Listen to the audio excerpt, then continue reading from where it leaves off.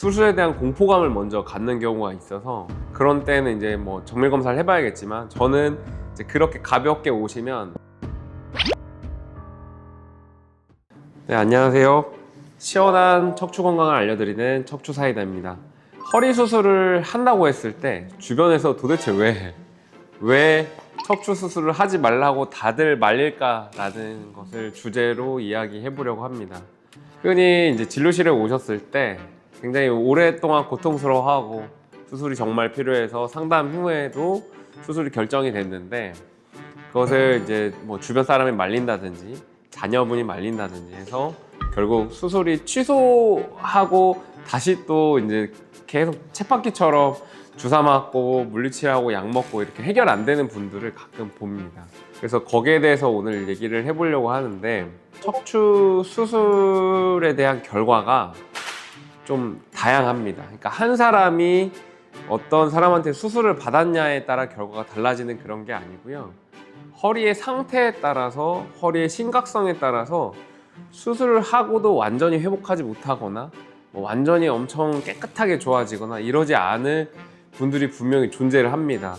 그거는 퇴행성 변화가 어느 정도냐 아니면 이 사람이 정말 너무 허리가 심해서 결과가 안 좋았냐에 따라서 조금씩 다를 수 있는데 예를 들어 뭐 절뚝거린다든지 아니면 걷는 모습이 이상하다든지 아니면 그 이웃집 사람이 허리 수술하고 너무 고통스러워한다든지 이런 기억들이 한 번이라도 있기만 해도 수술에 대해서 굉장히 좀 공포감을 가지고 부정적인 것 같습니다. 그런 기억을 통해서 이게 전달이 되다 보면 허리 수술하면 저렇게 되는구나 라고 단편적으로 단정 짓는 경우가 많은데요. 하나의 이제 오류인 거고 적절한 때에 적절한 처치를 받는 건 굉장히 중요하고 수술은 사실은 최후의 수단이기 때문에 뭐 수술도 다양한 종류가 있지만 그다음에 마지막에 이제 선택하는 선택지고 그렇게 선택하는 데는 이유가 있다라고 설명을 드리고요.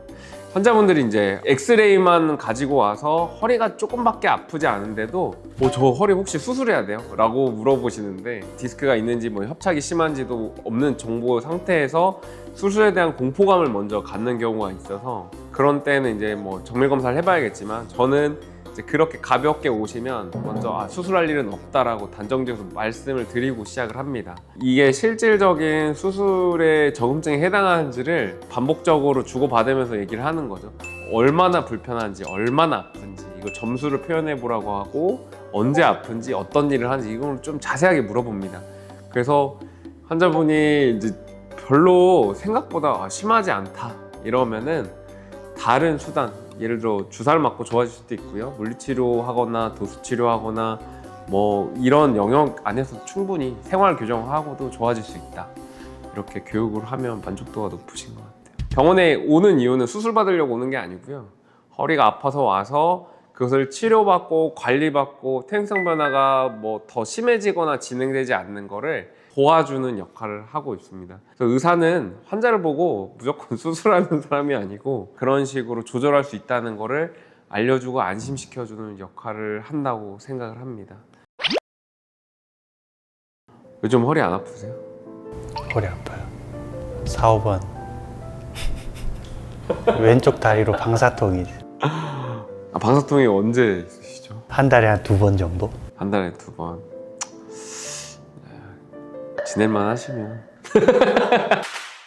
수술을 한다고 해서 통증을 100%를 0%로 만들지는 당연히 뭐 그런 수술이 흔하진 않습니다.